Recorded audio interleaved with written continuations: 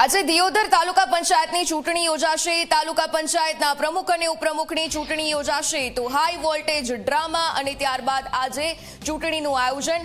અગાઉ 2 વખત ચૂંટણીને રદ કરવામાં આવી। 11 વાગ્યાથી ચૂંટણીની પ્રક્રિયા શરૂ થશે।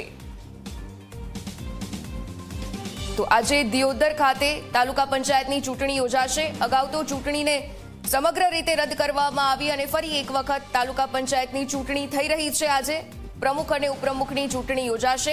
હાઈ વોલ્ટેજ ડ્રામાની સ્થિતિ અને ત્યારબાદ આજે ફરી ચૂંટણીનું આયોજન કરવામાં આવ્યું છે। અગાઉ 2 વખત દિયોદરની આ ચૂંટણીને રદ કરવામાં આવી હતી। 11 વાગ્યાથી ચૂંટણીની સમગ્ર પ્રક્રિયા છે તે શરૂ કરવામાં આવશે।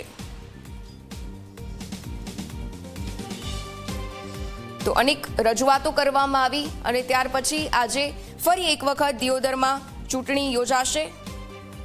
પ્રમુખ અને ઉપપ્રમુખની ચૂંટણી થશે।